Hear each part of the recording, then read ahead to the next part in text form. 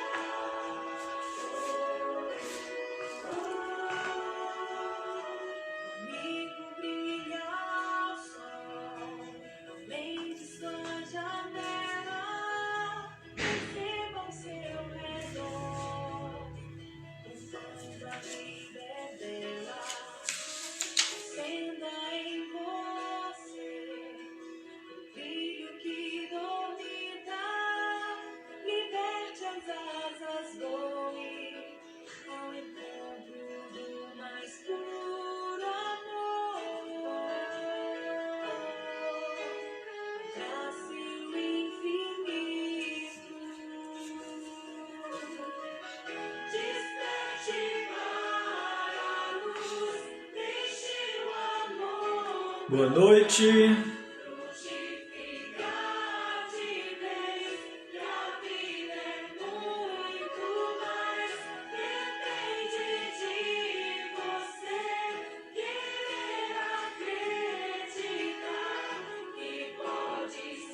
Gislaine, boa noite, seja bem-vinda. Quem mais chegou aí, pessoal?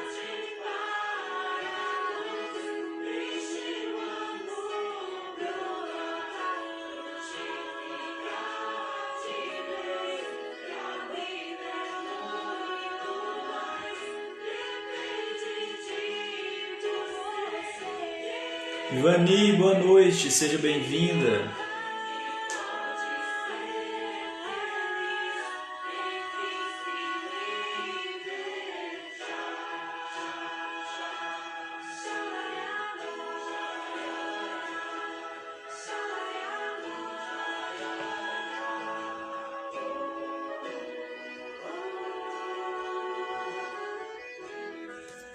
Josi, boa noite.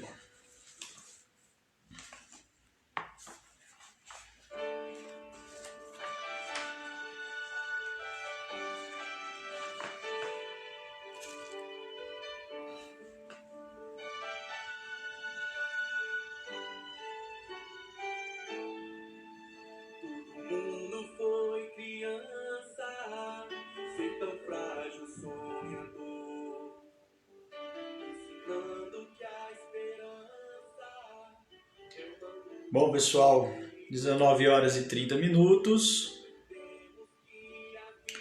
Mais uma vez, boa noite a todos. Sejam bem-vindos ao Centro Espírita Amor, Fé e Luz. E hoje nós vamos fazer mais um capítulo do livro Nosso Lar. Chegamos hoje à exata metade do livro, capítulo 25. Nosso Lar tem 50 capítulos. Olha aí que legal, estamos aí há 25 semanas consecutivas nos encontrando e conversando sobre essa obra incrível que traz tanta informação para nós e que nos traz também aí uma confirmação de tudo aquilo que o Espiritismo nos mostra, né? Da continuidade da vida, da continuidade do Espírito, assim como ele é aqui no plano físico, assim como nós o conhecemos aqui no plano físico.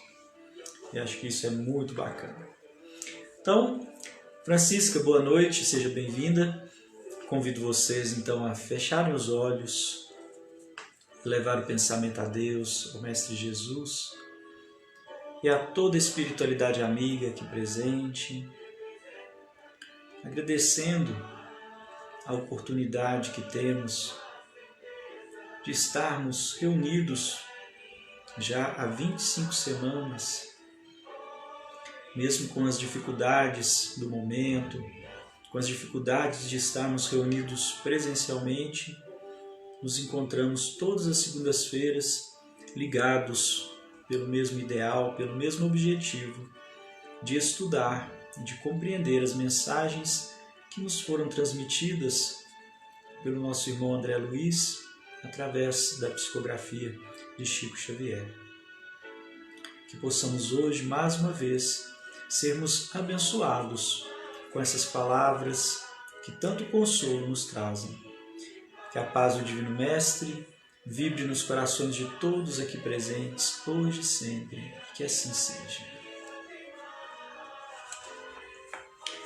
Bom, pessoal, então vamos lá. Capítulo 25. O generoso alvitre. Para aqueles aí que não sabem, né, que ainda não foram lá no dicionário buscar essa palavra, eu fui lá no dicionário, gente. Não é uma palavra que a gente tem o hábito, né, o costume de usar atualmente. Alvitre é um conselho, tá bom? No dia imediato, muito cedo, fiz leve refeição em companhia de Lísias e familiares. Antes que os filhos se despedissem rumo ao trabalho do auxílio, a senhora Laura encorajou-me o espírito hesitante, dizendo bem-humorada: já lhe arranjei companhia para hoje. Nosso amigo Rafael, funcionário da regeneração, passará por aqui a meu pedido. Poderá aceitar-lhe a companhia em direção ao novo ministério.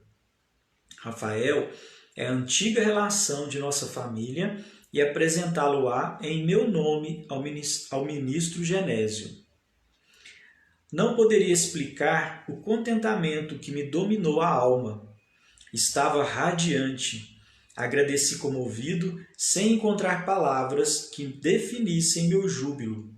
Lísias, por sua vez, demonstrou grande alegria.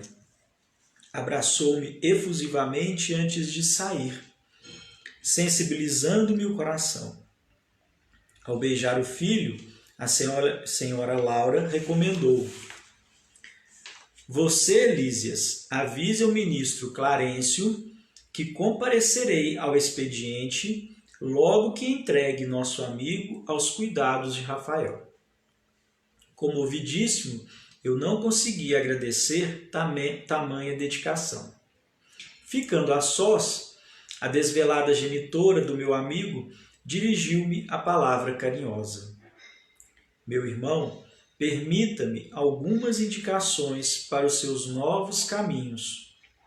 Creio que a colaboração maternal sempre vale alguma coisa, e já que sua mãezinha não reside em nosso lar, reivindico a satisfação de orientá-lo neste momento.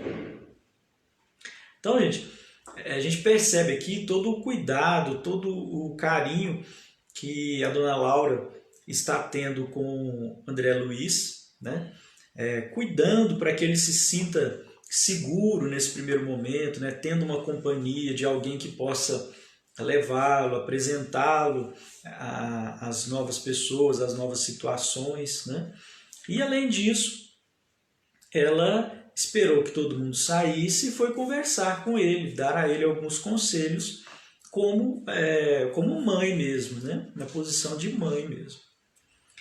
Gratíssimo, respondi sensibilizado.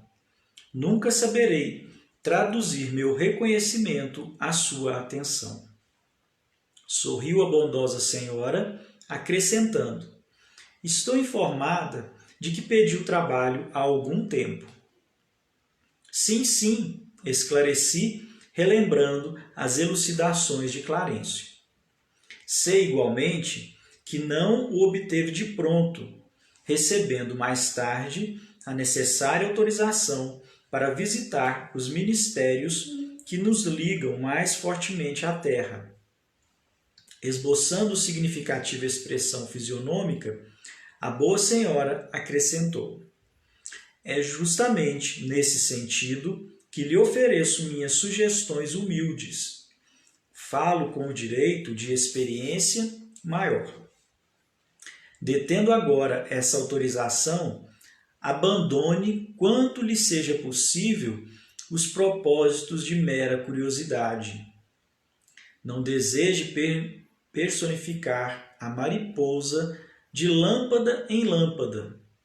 Sei que seu espírito de pesquisa intelectual é muito forte. Médico estudioso, apaixonado de novidades e enigmas, ser-lhe-á muito fácil deslizar na posição nova. Não esqueça que poderá obter valores mais preciosos e dignos que a simples análise das coisas. A curiosidade, mesmo sadia, pode ser zona mental muito interessante, mas perigosa por vezes. Dentro dela, o espírito desassombrado e leal consegue movimentar-se em atividades nobilantes, mas os indecisos e inexperientes podem conhecer dores amargas sem proveito para ninguém. Clarencio ofereceu-lhe ingresso nos ministérios, começando pela regeneração. Pois bem, não se limite a observar. Em vez de albergar a curiosidade, medite no trabalho e atire-se a ele na primeira ocasião que se ofereça. Então, a dona Laura está dando um conselho ao André Luiz, no sentido de que ele não fique com curiosidade, né, de ir em todos os ministérios antes de escolher uma atividade. Né? Como ele recebeu autorização para visitar vários ministérios, para conhecer várias atividades, ele pode fazer isso, né? Ele pode simplesmente passear, né? Vamos dizer assim, visitar todos os ministérios, observar todos os trabalhos que são feitos. Mas a dona Laura está dando a ele um conselho de que ele não perca muito tempo com essa curiosidade, né? Que ele aproveite a primeira oportunidade que surgir, seja qual for, para se integrar ao trabalho. E aí a gente vê uma preocupação da dona Laura nessa posição de mãe mesmo, né? No sentido de que o André Luiz não perca tempo, né? Que ele aproveite todo o tempo dele possível com o trabalho, né? Se dedicando ao trabalho. Porque naquele momento ali, se ele ficasse na simples curiosidade, ele iria com certeza perder algum tempo, né? Para visitar todos os ministérios ao qual ele foi autorizado e para conhecer todos os trabalhos, todas as atividades que se desdobram em cada um deles. Né? Seria um tempo, claro que ele estaria conhecendo, aprendendo, mas não estaria trabalhando efetivamente. Né? Surgindo ensejo nas tarefas da regeneração, não se preocupe em alcançar o espetáculo dos serviços nos demais ministérios. Aprenda a construir o seu círculo de simpatias e não ouvide que o espírito de investigação deve manifestar-se após o espírito de serviço. Pesquisar atividades alheias sem testemunhos no bem pode ser criminoso atrevimento. Muitos fracassos nas edificações do mundo originam-se de semelhante anomalia. Todos querem observar, raros se dispõem a realizar. Somente o trabalho digno confere ao espírito o merecimento indispensável a quaisquer direitos novos. Então, observe esse conselho, gente. Ela estava dizendo a André Luiz que ele se entrega ao trabalho na primeira oportunidade. Ou seja, que ele tenha a experiência primeiro, para depois ele pesquisar, para depois ele ter curiosidade sobre aquela atividade. Né? Ou seja, o que ela está dizendo é que a maioria de nós fica curioso sobre alguma atividade e fica só observando e, vamos dizer assim, dando piteco no trabalho do outro, sem ter a experiência, sem saber como é a vivência daquele trabalho. Né? Ou seja, a gente não tem autoridade para falar do trabalho. a não ser que a gente esteja engajado nele, que a gente tenha adquirido a experiência. Aí sim, a gente pode entrar com esse espírito de pesquisa, né, de busca, de curiosidade, mas já tendo a experiência, já sabendo de fato, sentindo na pele, como é aquela atividade. O Ministério da Regeneração está repleto de lutas pesadas, localizando-se ali a região mais baixa de nossa colônia espiritual. Saem de lá todas as turmas destinadas aos serviços mais árduos. Não se considere, porém, humilhado por atender às tarefas humildes. Lembro-lhe que em todas as nossas esferas, desde o planeta até os núcleos mais elevados das zonas superiores, em nos referindo à Terra, o maior trabalhador é o próprio Cristo, e que ele não desdenhou o serrote pesado de uma carpintaria. O ministro Clarencio autorizou gentilmente a conhecer, visitar e analisar, mas pode, como servidor de bom senso, converter observações em tarefa útil. É possível receber alguém negativa justa dos que administram quando peça determinado gênero de atividade reservado com justiça aos que muito hão lutado e sofrido no capítulo da especialização. Mas ninguém se recusará a aceitar o concurso do espírito de boa vontade que ama o trabalho pelo prazer de servir. Então, para a gente chamando a nossa atenção, né, que a gente precisa se dedicar ao trabalho que se apresenta a nós, né, com muita boa vontade e, vamos dizer assim, até com certo orgulho, né, de poder fazer, executar aquele trabalho, sem nos sentirmos rebaixados.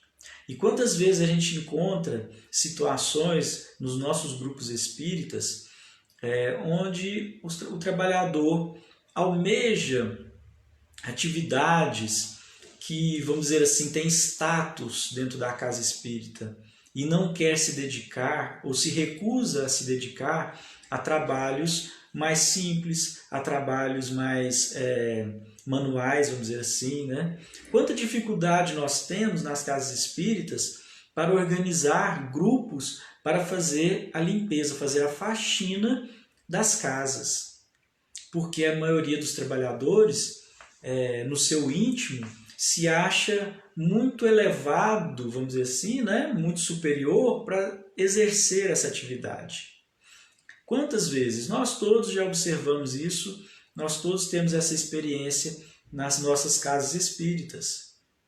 O quanto é difícil organizar esses grupos para essas atividades de limpeza, né? No entanto, para algumas outras atividades que têm status dentro da casa espírita, é uma disputa ferrenha.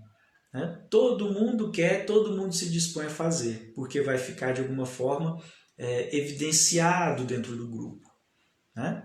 Então vamos ter bastante atenção com relação a isso, lembrando sempre desse conselho que a dona Laura está dando a André Luiz.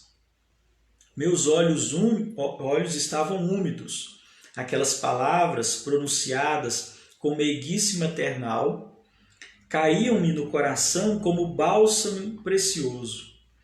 Poucas vezes sentira na vida tanto interesse fraternal pela minha sorte. Semelhante conselho calava-me no fundo da alma, e como se desejasse temperar com amor os criteriosos conceitos, a senhora Laura acrescentou com inflexão carinhosa.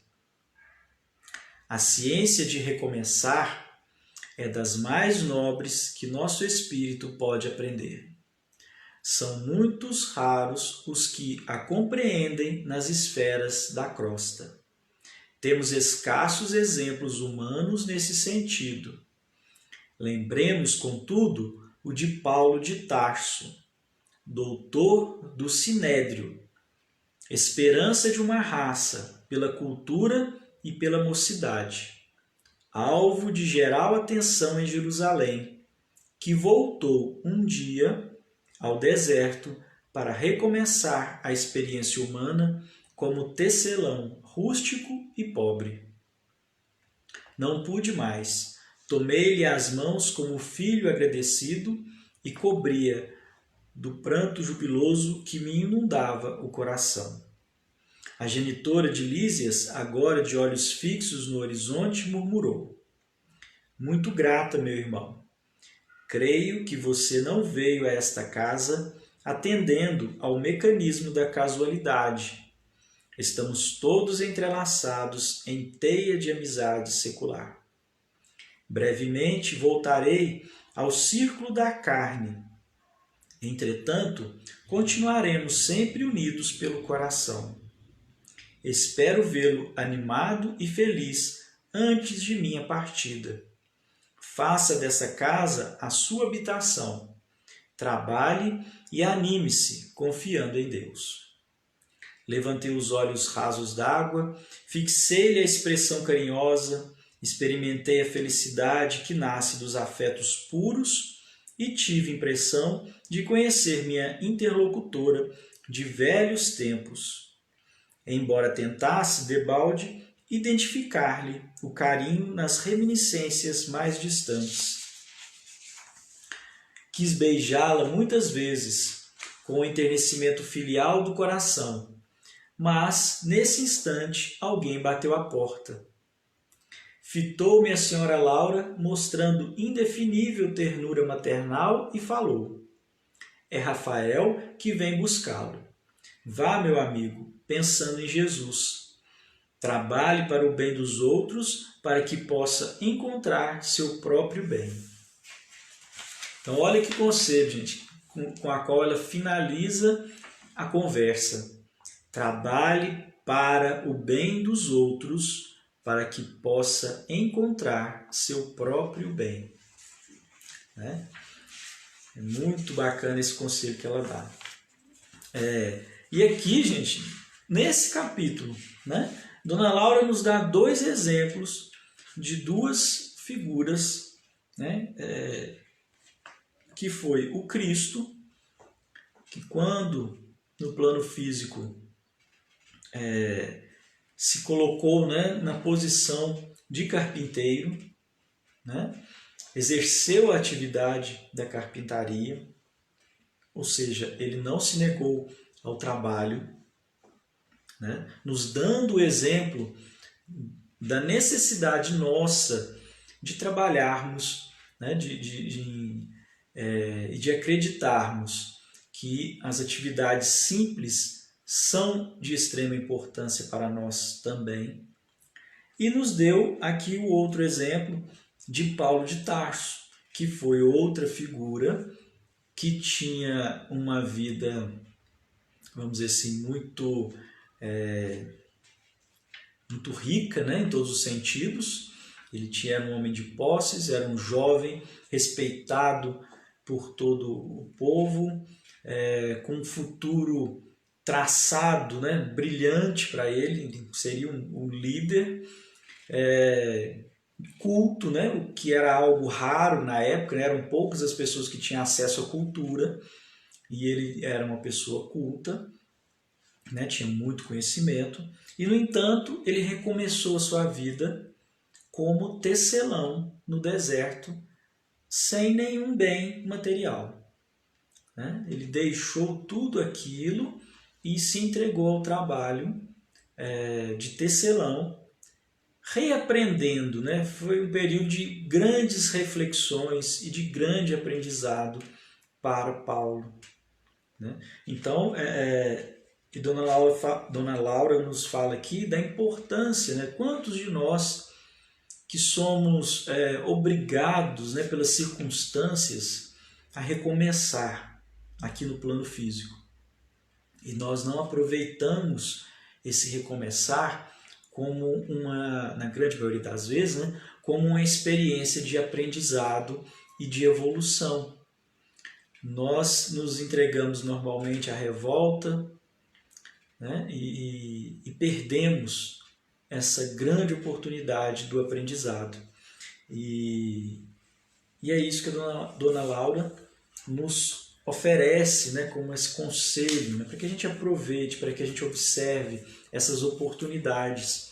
Quando nós temos a oportunidade de servir ao próximo, dando, né, oferecendo do nosso trabalho, oferecendo ali para fazer trabalho, gente, que a gente tem essa ideia equivocada, a gente fala assim, são trabalhos menores, mas na verdade não são. O trabalho ele é trabalho em qualquer local, como nós já conversamos aqui em capítulos anteriores. As atividades elas são importantes, seja ela qual for, ela não é mais ou menos importante. Né? Naquele exemplo que eu falei em relação à dificuldade que nós temos de organizar grupos de limpeza, né, para fazer a faxina nas casas espíritas. O nosso orgulho diz que eu não posso fazer essa atividade porque eu sou uma pessoa, sei lá, eu estudei, eu sou isso, eu sou aquilo. Não, essa tarefa aí é uma tarefa para pessoas que não tiveram as mesmas oportunidades ou que não estudaram, não sei, enfim. Né? Nosso orgulho, nosso ego sempre falando mais alto. No entanto, eu peço a vocês que façam um exercício de reflexão. O que seria das atividades de uma casa espírita sem que nenhum trabalhador fizesse a limpeza da casa? Sem que nenhum trabalhador se dedicasse a ir mais cedo para fazer a limpeza, a organização, né? Para deixar ali tudo pronto, né? Tudo bem organizado, para colocar a água no bebedouro, para colocar os copinhos, para fazer a higienização dos banheiros, né? Fazer a limpeza do salão, a organização das cadeiras. Como que seria a atividade da casa espírita? O que aqueles que chegam, né, vamos dizer assim, na hora do trabalho, né, aqueles que chegam para as ditas grandes atividades da casa, né, como que eles iriam executar as atividades? Como que o palestrante, a pessoa que vai fazer a palestra e chega lá, tá tudo desorganizado, as cadeiras todas bagunçadas, o chão sujo. Não seria possível, gente. Então, assim, estamos todos ligados, né? As atividades, elas se interconectam. Né? O que seria da casa espírita se algum trabalhador não ficasse lá depois das atividades para recolher o lixo? Né? Porque sempre tem o lixo, tem os copinhos que são jogados nos cestinhos, os banheiros que sempre precisam ser organizados. O que seria da casa espírita, do grupo espírita, se não tiver trabalhadores dedicados a isso? E aí a gente sabe que muitas vezes, quando ao desencarne, né, no plano espiritual, aquele trabalhador que ficava lá com o trabalho simples, né, aquele trabalho ali mais humilde, vamos dizer assim, né, que é assim que a gente enxerga, que ficava lá fazendo a limpeza, que ficava lá organizando as cadeiras e tal, chega no plano espiritual, é um espírito que está lindo, né, brilhando, radioso. E o outro que tinha aquele trabalho de destaque, mas que tinha o ego inflado, o orgulho, né, de estar ali em destaque, chega no plano espiritual em grandes dificuldades. Então a gente precisa observar isso, a gente precisa pensar, repensar muito das nossas atividades, muito dos nossos comportamentos enquanto cristão, enquanto espírita. A gente precisa dar uma repensada nisso tudo. E buscando aqui seguir os conselhos de Dona Laura, né? Conselhos tão simples, mas de tão grande sabedoria que ela ofereceu a André Luiz e que foram muito bons para André Luiz. E se nós achamos que André Luiz é um espírito que deve ser seguido, né, no sentido assim, de que nos trouxe grandes informações, que é um espírito que está num caminho de evolução bacana, então por que não seguir os conselhos que foram dados a ele e que foram de grande serventia? Não é mesmo? Bom, pessoal, então era isso. Gratidão pela presença de todos.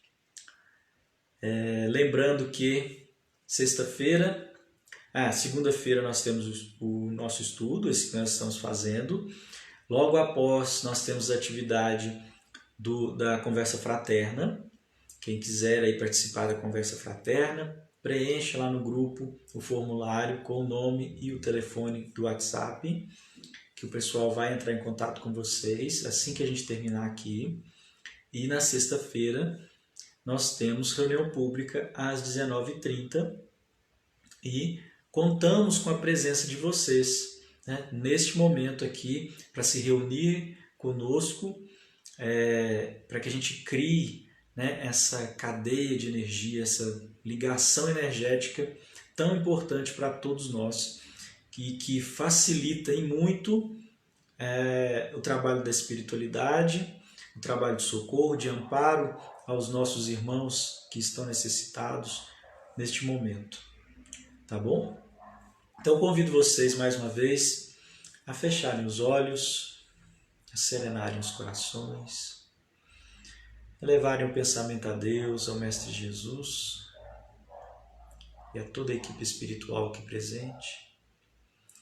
Agradecer a esses irmãos toda a colaboração, todo o auxílio que nos é oferecido neste momento. Agradecer mais uma vez a presença amorosa do Mestre Jesus.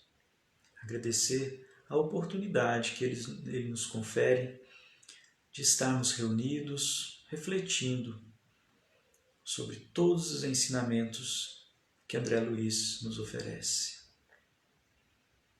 Tenham todos uma excepcional noite. Que a paz do Divino Mestre vibre nos corações de todos aqui presentes, hoje e sempre. Que assim seja.